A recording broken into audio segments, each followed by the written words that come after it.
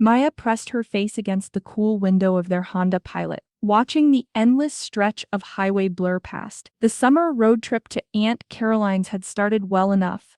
Jake chattering excitedly about the swimming pool, Mom humming along to the radio, Dad making his usual terrible jokes from the driver's seat. For once their family felt almost normal. "Maya honey, can you grab Jake's tablet from the back?" Mom called over her shoulder. "He's getting restless." Without complaint, Maya unbuckled herself and retrieved the device, ignoring Jake's smug grin as she handed it over. At 16, she'd long ago accepted her role as the family's problem solver, the one who smoothed over conflicts and anticipated everyone's needs. It was easier than fighting for attention she'd never win anyway. Jake was the golden child, 12 years old, star of his little league team, and blessed with Dad's easy charm and Mom's bright smile. Maya had inherited Dad's serious demeanor and Mom's sharp tongue, a combination that seemed to disappoint them both. She'd learned early that keeping the peace meant keeping quiet about the unfairness that permeated every family decision, every conversation, every moment of praise that flowed naturally toward Jake, while she had to earn scraps of approval. "There's a rest stop coming up," Dad announced, signaling toward a weathered sign advertising food and fuel. "Who needs to stretch their legs?" The station sat alone against the vast Montana landscape, a relic from another era with its vintage train depot and handful of scattered buildings. A few actual trains still stopped here. Maya noticed, though the platform looked largely abandoned. Perfect for Instagram, she thought wryly. If she could get any signal. "I'll grab snacks," Maya offered, already reaching for her small purse. She had $20 left from her birthday money. Not much, but enough for road trip treats. "Get me those sour gummies," Jake called out, not looking up from his game. "Please," Mom corrected automatically, though her tone held more amusement than reproach. "Please," Jake repeated with exaggerated sweetness, finally glancing up to flash his winning smile. Maya rolled her eyes but smiled back despite herself. For all his privileged position in the family hierarchy, Jake wasn't malicious, just unconsciously accustomed to the world revolving around him. The small station store was cramped and overpriced, but Maya dutifully selected Jake's gummies, some trail mix for Dad and chocolate for Mom. She grabbed a bottle of water for herself, counting out her remaining bills carefully. As she waited in line behind a truck driver buying coffee, she felt an unexpected moment of contentment. Maybe this trip would be different. "Maybe, thank you honey," the elderly cashier said, handing Maya her receipt. "You drive safe now." Maya pushed through the glass doors, plastic bag rustling in her hand, already mentally organizing who got what snack. The parking lot stretched before her, heat shimmering off the asphalt in the late afternoon sun. The Honda Pilot was gone. Maya stood frozen, bag of snacks dangling from her fingers, staring at the empty space where their car had been parked just 10 minutes ago. Her first thought was absurdly practical. Did I remember the right spot? She looked around frantically, hoping to spot the familiar silver SUV elsewhere in the lot. Nothing. A piece of paper fluttered against her ankle, caught by the warm breeze. Maya bent to pick it up, recognizing her mother's careful handwriting immediately.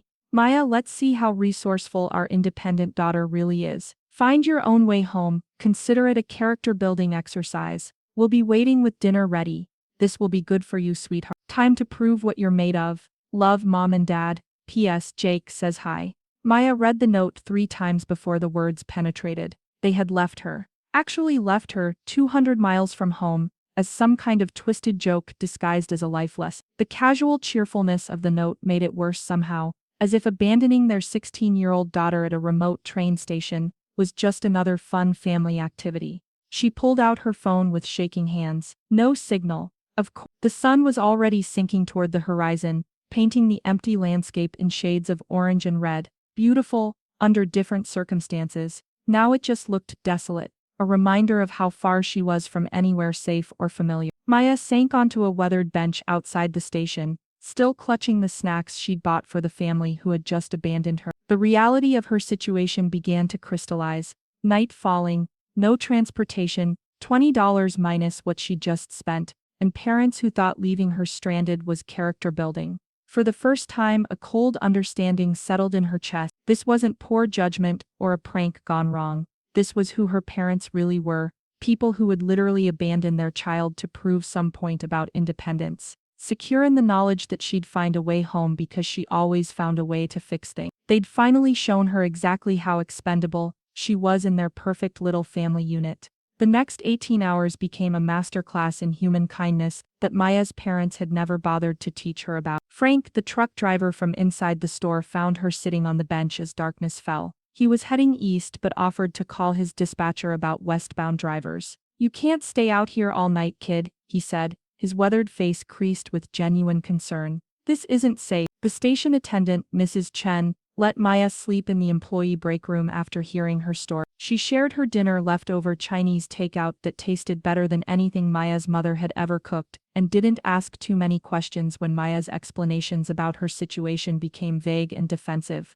"Parents can be," Mrs. Chen paused, searching for diplomatic words. "Complicated," she finally settled on, "but leaving a child alone like this, that's not teaching, that's just cruel." Maya wanted to defend them, the way she always did, but the words wouldn't come. How do you defend the indefensible? In the morning, a westbound trucker, named Rosa, agreed to drop Maya at a bus station, 3 towns over. Rosa had a daughter Maya's age, and spent the 2-hour drive sharing stories about teaching real independence, the kind that came from support and guidance, not abandonment. "My Elena learned to change a tire because I showed her how, and stayed right there while she practiced," Rosa said, navigating the winding mountain highway with practiced ease. "She learned budgeting because we sat down together every month and went through expenses." That's how you build confidence, not by throwing someone to the wolves and calling it love. Maya stared out the passenger window, watching the landscape rush past. Every mile closer to home felt heavier, weighted with a growing understanding she'd been trying to suppress. Her parents hadn't taught her independence through their neglect and favoritism. They'd accidentally taught her something far more valuable: the difference between people who care about you and people who simply expect you to manage their consequences. At the bus station, Maya counted her remaining money, barely enough for a ticket home. She called her parents' collect from a payphone, her hands trembling with exhaustion and something else she couldn't quite name yet. "Maya, sweetheart," Mom's voice was bright, cheerful, completely free of worry. "How's our little adventurer? Did you have fun on your big journey?" The casual tone hit Maya like a physical blow. No anxiety about her safety, no concern about where she'd slept or whether she'd eat. Just the same patronizing enthusiasm they used when Jake showed them a crayon drawing. "I'm at the bus station in Millbrook," Maya said quietly. "I need you to wire me money for a ticket." "Oh honey, we're not going to do that. You got yourself there, you can get yourself home. We have complete faith in your resourcefulness. Dad says it builds character." Maya could hear Jake laughing in the background, probably at some cartoon on TV. Her absence hadn't even registered as significant enough to pause their normal routine. "Mom," Maya said, and her voice sounded strange even to herself, flat, distant. "I spent the night in a train station, alone. I could have been hurt or worse, but you weren't. See, we knew you were capable of taking care of yourself. This is exactly what we hoped would happen." Maya hung up without saying goodbye. She sat in the grimy bus station for a long moment, watching strangers hurry past with their own purposes and destinations, and felt something fundamental shift inside her chest. For 16 years, she'd believed her parents' treatment of her was somehow her fault, that if she just tried harder, complained less, anticipated their needs better, she could earn the effortless love they showered on Jake. But Rosa's words echoed in her mind. "That's not teaching. That's just cruel." They had abandoned her, literally and figuratively, and felt proud of themselves for it. Maya bought her bus ticket with the last of her money and settled into a worn seat for the 3-hour ride home. But the girl who would walk through their front door wouldn't be the same one who had dutifully bought snacks for a family that saw her as disposable. She'd learned independence, all right, just not the kind they'd intended. Maya walked through the front door at 9:47 p.m., 20 hours and 12 minutes after her parents had driven away from that train station. The house was warm and bright, filled with the sounds of a typical evening: Jake's video game bleeping from the living room, Mom chatting on the phone with her sister, Dad watching the news. Normal, as if nothing had happened. "There's our world traveler," Dad called from his recliner, not bothering to look away from the television. "How was your adventure, kiddo?" Maya set down her small purse, now empty except for 37 cents and a bus transfer slip, and studied her father's profile. He seemed genuinely pleased with himself, as if he'd orchestrated something clever rather than something that could have gotten his daughter killed. Fine, she said quietly. See? We knew you'd figure it out, Mom said, appearing from the kitchen with a plate of reheated dinner. We saved you some meatloaf. You must be starving after your big day. Jake paused his game long enough to wave. Did you meet any cool people? Dad said you'd probably make friends. Maya looked at her 12-year-old brother's sweet, clueless Jake, who lived in a world where parents were safety nets instead of the people who cut the rope. She felt a stab of something almost like pity for him. He had no idea what kind of people he was growing up to trust. Yeah, Maya said, thinking of Mrs. Chen sharing her dinner, Rosa talking about real parenting, Frank offering to help a stranded stranger. I met some really good people. Over the following days, Maya watched her family with new eyes. She noticed things she'd previously dismissed as normal quirks, how her parents' voices changed to indulgent warmth when addressing Jake, but remained businesslike with her, how Jake's needs were anticipated while hers required formal requests, how family photos prominently featured Jake while she lingered at the edges, often partially cropped out. But more than the favoritism, she noticed her own role in maintaining their dysfunction. Maya realized she'd been the family's invisible infrastructure, mediating Jake's tantrums, managing household crises, absorbing her parents' stress and disappointment so they could focus on enjoying their golden child. She was the shock absorber that kept their perfect little world running smoothly. What would happen, she wondered, if she simply stopped? Maya began her withdrawal gradually, methodically. When Jake couldn't find his baseball cleats, she didn't launch into the usual frantic search. When Mom asked her to handle the grocery shopping because you're so good at finding deals, Maya politely declined, claiming homework. When Dad needed someone to drive Jake to practice because he was running late, Maya was mysteriously unavailable. You've been acting strange lately, Mom observed after a particularly chaotic morning, where Jake's forgotten science project had caused a family meltdown that Maya had refused to solve. Is everything okay? Everything's fine, Maya replied, the same flat tone she'd used since returning home. I'm just being more independent. Isn't that what you wanted? The comment sailed over Mom's head entirely. Maya started spending more time at the school library, ostensibly studying, but actually researching colleges, scholarships, and emancipation law. She downloaded financial aid forms and calculated exactly how much money she'd need to disappear from their lives entirely. The research became a soothing ritual, each application deadline and requirement, bringing her closer to a future they couldn't control. She also began documenting things. Not obviously, just casual notes in her phone about conversations, screenshots of the family group chat where Jake's achievements were celebrated while her honor roll certificates went unmentioned. A photo of Jake's bedroom, overflowing with expensive equipment and toys, next to a shot of her own sparse space with its hand-me-down furniture and single shelf of books. Evidence, not for any legal purpose but for herself. Proof that she wasn't imagining the disparity, wasn't being overly sensitive or dramatic. The breaking point came 6 weeks after the train station incident. Maya discovered it by accident, helping Mom file insurance paper. There in the family financial folder were the college fund statements she'd never been allowed to see. Jake's account $47,000 and growing, with regular monthly contribution. And according to the transaction history, it had been $8,700 until 3 months ago, when a large withdrawal had been made. The memo line read, Jake's summer baseball intensive camp. Maya stared at the papers until the numbers blurred. Her college fund money that had included gifts from her grandmother before she died. Birthday money she'd contributed herself, funds that were supposed to secure her future, had been quietly pillaged to pay for Jake's sports camp. Not because the family couldn't afford it, but because her future was simply less important than his immediate wants. That night at dinner, Maya made her announcement with careful casualness. I got accepted to the University of Portland, she said, cutting into her chicken breast. Full academic scholarship plus work study. I'll be starting in the fall. The silence that followed was deafening. Portland? Mom's voice pitched higher. Honey, that's so far away. What about state? You could live at home, save money. I don't need to save money, Maya replied evenly. I have a full ride, plus I've already lined up a job in housing. This was only partially true. She'd been accepted and had applied for scholarships, but nothing was finalized yet. But watching her parents' faces, Maya realized she'd found her weapon. You can't just make decisions like this without consulting us, Dad said, his genial mask slipping for the first time in weeks. We're your parents. We have a say in your future. Maya looked directly at him. Because when you left me at that train station, you said it was time for me to prove what I was made of. Well, this is what I'm made of, someone who doesn't need your permission to build a life. That was different, Mom started. Maya's voice remained calm, but Jake had stopped eating, sensing the shift in family dynamics he'd never witnessed before. You wanted me to be independent. You wanted me to learn I could take care of myself. Congratulations, lesson learned. Maya stood from the table, her dinner half finished. I'll be 18 in 4 months. I'll be gone in 6.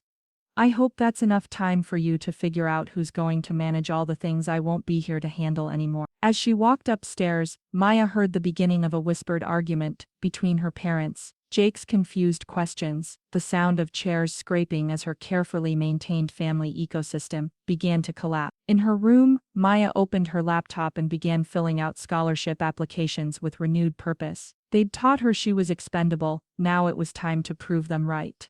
The household began to unravel with surprising speed once Maya stopped being its invisible glue. Without Maya's intervention, Jake's forgotten assignments became Mom's emergency projects. His lost equipment became Dad's frantic search. His emotional meltdowns, previously diffused by Maya's patient mediation, now fell squarely on parents who had forgotten how exhausting their golden child could actually be. Maya, can you help Jake with his math homework? Mom called from the kitchen, where she was simultaneously cooking dinner and assembling a last-minute science fair project Jake had forgotten to mention. I'm busy, Maya replied from her room, where she was indeed busy, researching apartment listings near the University of Portland and calculating exactly how many hours she'd need to work to cover living expenses. Busy with what? It's just basic algebra. You know you're better at explaining things than we are. Maya appeared in the doorway, backpack slung over her shoulder. I'm busy with my job interview. I'll be back around 9. Job interview? What job interview? Dad looked up from where he was frantically searching through Jake's backpack for a permission slip that needed to be signed immediately, the one at Morrison's diner. They need weekend help. Maya had indeed applied that morning, tired of being financially dependent on people who had literally abandoned her. I start Saturday if I get it,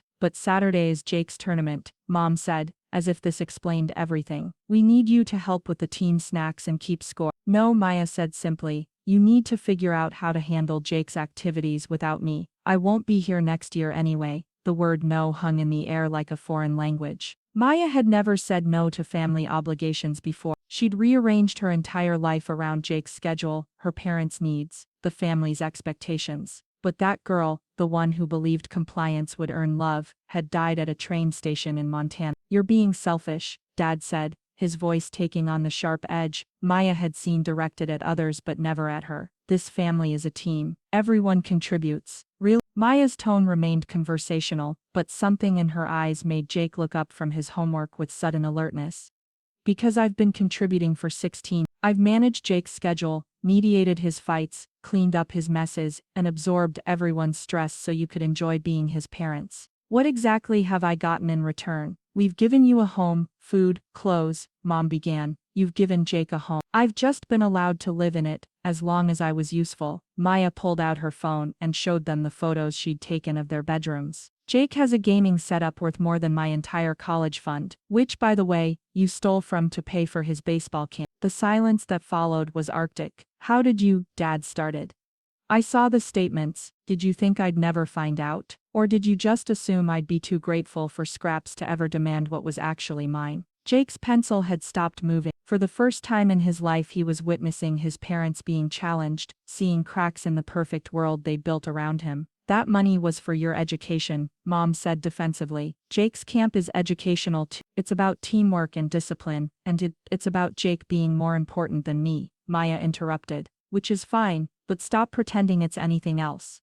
Over the following weeks, Maya's absence from family functions became a glaring wound they couldn't ignore. Jake's tournament ended in disaster when no one remembered to bring his lucky glove. The parent-teacher conference Maya usually attended in their place revealed that Jake was struggling academically, something Maya had been quietly managing through homework help and study sessions. Most telling was the evening Mom returned from grocery shopping with bags full of ingredients for elaborate meals she'd forgotten she didn't know how to cook without Maya's help. I don't understand why you're punishing us, Mom said, finding Maya in her room, after a particularly chaotic dinner attempt. We made one mistake, Maya looked up from her scholarship essays. Mom, you abandoned me at a train station. You used my college money for Jake's camp. You've spent 16 years treating me like hired help while giving Jake everything he could ever want. Which part of that is the one mistake? We love you both equally. No, you don't. Maya's voice was gentle, almost pitying, and that's okay. People love who they love. But stop lying about it. Stop pretending your favoritism is my imagination. Mom's face crumpled. Maya, please. We're trying to do better. Your father and I have been talking.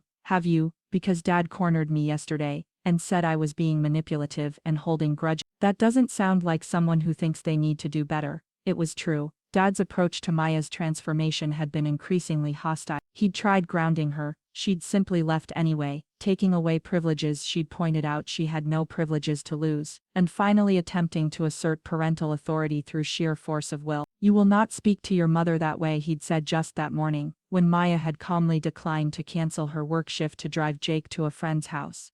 Or, what? Maya had asked. You'll abandon me somewhere else. Use the rest of my college fund for Jake's summer camp. The questions had left him speechless, confronted with the reality that his authority only worked on children who still believed in his love. Now, watching Mom's tears, Maya felt something she hadn't expected, genuine sadness. Not for herself, but for the family they could have been, if her parents had been different people. I'm not trying to punish you, Maya said quietly. I'm just not going to pretend anymore that this is normal. You taught me I'm not essential to this family. I'm just accepting that lesson. But you are essential, Mom whispered. We don't know how to what?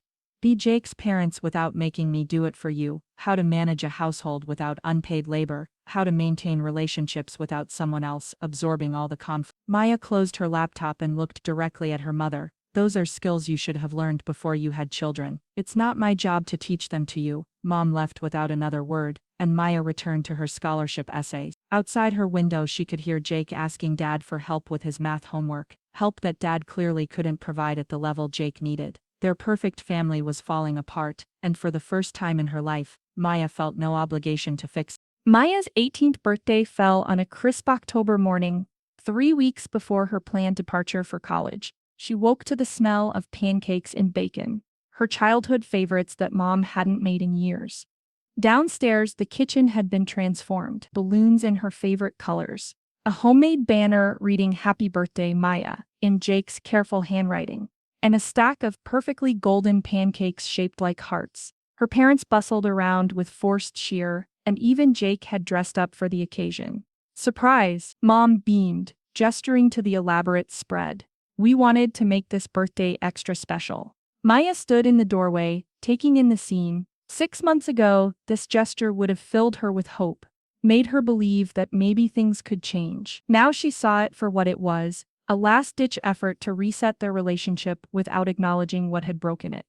This is nice, she said quietly, taking her usual seat at the kitchen table. We have presents too, Dad said, producing a stack of wrapped boxes with the enthusiasm of someone who believed material objects could repair fundamental damage. Maya opened them methodically. A laptop for college, expensive, top of the line, the kind Jake got for his birthday without having to earn it. A designer backpack, a jewelry box with a pearl necklace that probably cost more than Maya made in 2 months at the diner. We wanted to make sure you have everything you need for school, Mom said, watching Maya's face for signs of gratitude that didn't come.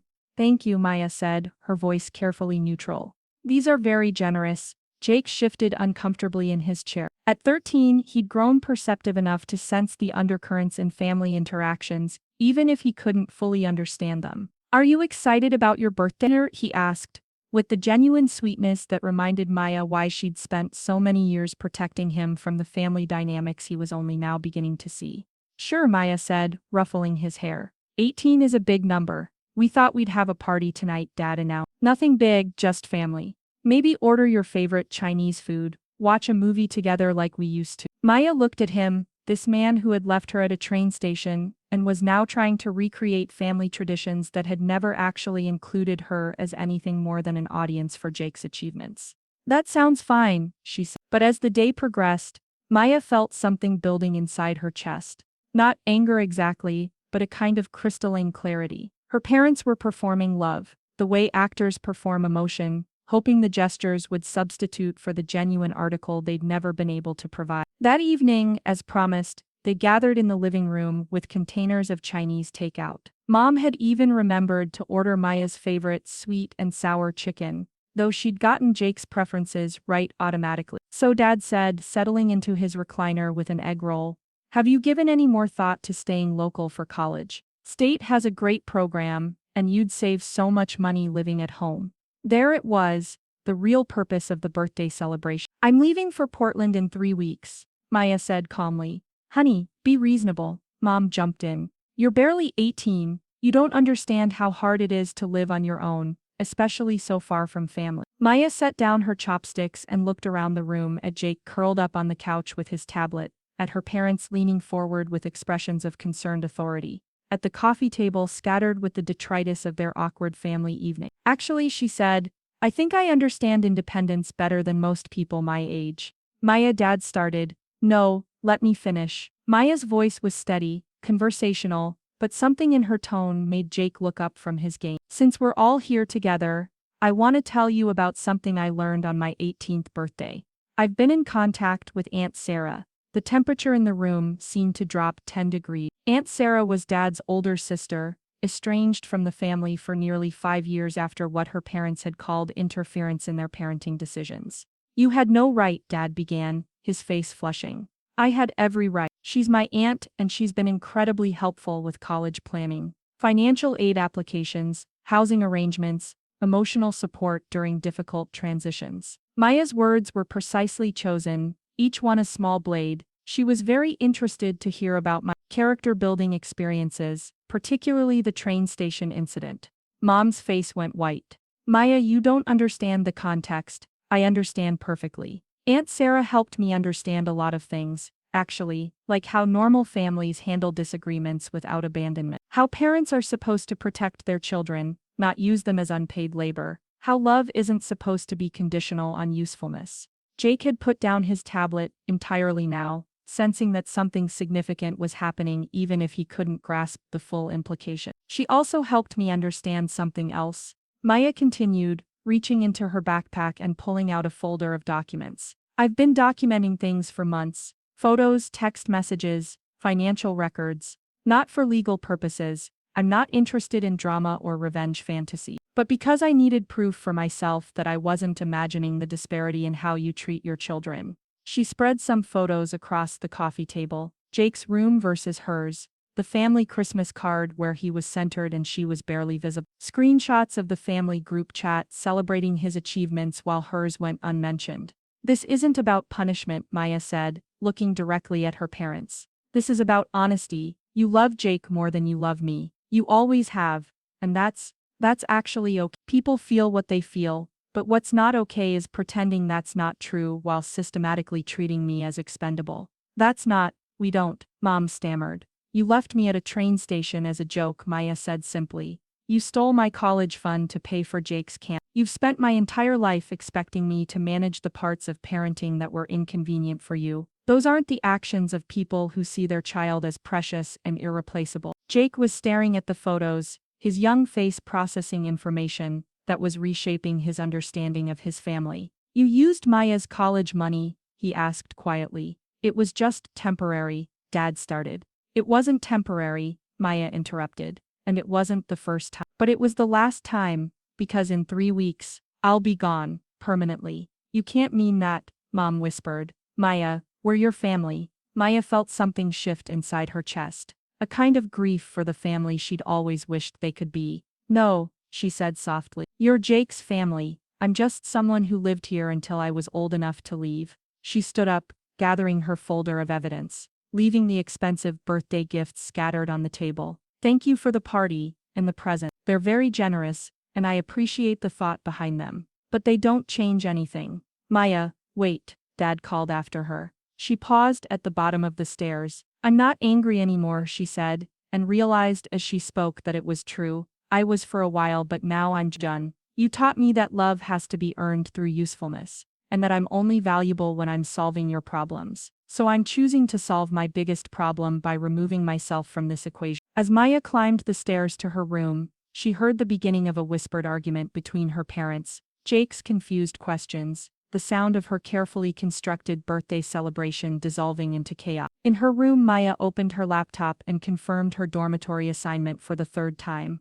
3 weeks. She just had to survive 3 more weeks, and then she could begin the life she'd built for herself. A life where her worth wasn't contingent on how much inconvenience she could absorb for other people. The girl who had returned from that train station 6 months ago was finally ready to leave for good. Maya left on a gray November morning while her parents were at Jake's soccer practice. She'd planned it that way, no dramatic goodbyes, no last-minute attempts at reconciliation, no tears or guilt trips to complicate her departure. Just a quiet exit from a house that had never really been her home. Aunt Sarah arrived with a rental truck at exactly 9 a.m., along with her husband Marcus and their 2 teenagers who treated the whole thing as an adventure. Maya's possessions fit easily into the truck bed, her clothes, books, the laptop and gifts from her birthday. She wasn't petty enough to leave behind things that would help her succeed, and a few photographs from better moments she wanted to remember. "You sure about this, kiddo?" Aunt Sarah asked, though her tone suggested she already knew the answer.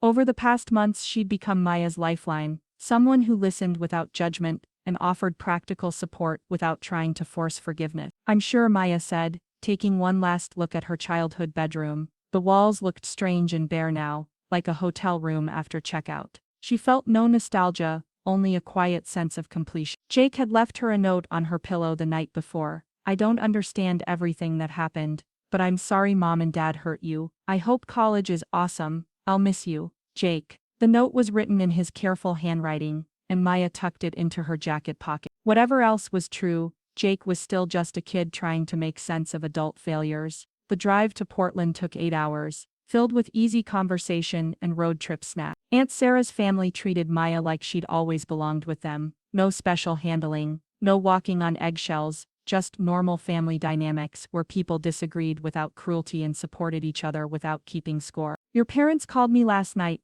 Aunt Sarah mentioned as they crossed into Oregon. "They're upset about your departure." "I'm sure they are," Maya said, watching pine forests blur past the window. "They probably didn't expect the household to fall apart so quickly without me there to manage everything." It was true. In the 3 weeks since her birthday confrontation, Maya had maintained her policy of complete non-engagement with family responsibility. Jake's grades had plummeted without her tutoring. The house had descended into chaos without her organizational skills. Mom had called in sick to work twice, overwhelmed by managing Jake's schedule without Maya's help. Dad had tried one final time to assert control, threatening to block her access to her remaining college fund. Maya had calmly informed him that Aunt Sarah had already helped her secure additional financial aid, and that she'd documented his previous theft of her education money in her scholarship applications. The threat had evaporated quickly. Maya's freshman year at Portland passed in a blur of freedom and discovery. She threw herself into academics with the intensity of someone who finally had permission to prioritize her own goals. Her roommate Jessica became a genuine friend, someone who knew Maya as she was now, not as the family mediator she'd been forced to become. "You're so independent," Jessica observed one evening, as Maya juggled coursework, her campus job, and an internship application. "Like scary independent. Did your parents just raise you to be super self-sufficient?" Maya smiled grimly. "Something like that." She spoke to Jake occasionally, brief phone calls where he updated her on school, and she offered advice about navigating their parents' expectations. Over time she watched him develop his own coping strategies, learning to set boundaries that Maya had never been allowed to establish. "Mom asked me to clean your old room and turn it into her office," Jake mentioned during one call. "I told her that felt weird, like erasing you or something." "It's okay," Maya told him. "I don't need that room anymore." "Are you ever coming back?" he asked quietly. Maya considered the question seriously. "Maybe for visits, when you graduate or something important happens. But not to live. This is my home now." The holidays came and went without her. Maya worked extra shifts at her campus job, and spent Christmas with Jessica's family, who welcomed her with the casual warmth she'd never experienced at home. No one interrogated her about her family's absence, or tried to fix relationships that weren't hers to repair. Spring semester brought news through Jake that her parents were in marriage counseling. "They fight a lot now," he reported matter-of-factly, "about money and chores and Dad says Mom expects too much, and Mom says Dad doesn't help enough. It's weird." Maya wasn't surprised. Without her invisible labor holding their system together, her parents were discovering how much work their perfect family actually required, work they'd never had to negotiate because Maya had simply absorbed it all. By her sophomore year, Maya had stopped thinking about her family daily. She'd built a life filled with people who valued her for who she was, rather than what she could do for them. She excelled academically, developed meaningful friendships, and even started dating someone who found her independence attractive, rather than threatening. The attempted reconciliation came, predictably, during her second Christmas away. A package arrived at her dorm with expensive gifts, and a long letter from Mom apologizing for misunderstandings, and begging Maya to come home where you belong. Maya read the letter once, felt nothing but mild sadness for the woman who still couldn't acknowledge what she'd actually done wrong, and threw it away. She kept the gifts, a practical decision rather than an emotional one. Jake called a few weeks later. Mom's been crying a lot since you didn't come home for Christmas. She keeps asking me if I think you'll ever forgive them. What do you tell her? Maya asked. I tell her I don't know, because I don't think you're angry anymore, but I also don't think you trust them, and I'm starting to understand why. Jake was 16 now, old enough to recognize the patterns Maya had tried to shield him from. He'd begun pushing back against their parents' attempts to recreate the family dynamic with him as both golden child and household manager. I'm not Maya, he'd told them when they expected him to mediate one of their arguments. Find your own solutions. Maya felt proud of him for that boundary, even as she recognized the irony that he'd learned it by watching her leave. 2 years later, at her college graduation, Maya spotted familiar faces in the crowd. Her parents had come, uninvited and unexpected, sitting in the back rows with expressions of cautious hope. Jake was with them, now 18 and clearly uncomfortable with the whole situation. After the ceremony, they approached hesitantly. Maya, Mom said, her voice thick with emotion. You look wonderful, we're so proud of you. Maya studied their faces, older now, marked by the stress of a marriage that no longer had her dysfunction to hide behind. She felt no anger, no particular hurt, just a distant recognition of people who had once been important to her. Thank you for coming, she said politely. It means a lot to Jake that you're here. The comment hit its mark. Even now, Maya's acknowledgement was primarily about Jake's feelings rather than her own relationship with them. Maya, Dad said, we've learned a lot these past few years, about ourselves, about the mistakes we made. We'd like a chance to. I'm glad you've learned things, Maya interrupted gently. That's important for Jake. He deserves parents who can do better. What about you? Mom asked desperately. Don't you deserve that too? Maya considered the question, with the detached curiosity of someone examining an artifact from another life. I deserved it when I was 16 and stranded at a train station. I deserved it when you used my college money for Jake's camp. I deserved it for all the years I held your family together while being treated as disposable. She smiled, and it was neither cruel nor kind, just honest.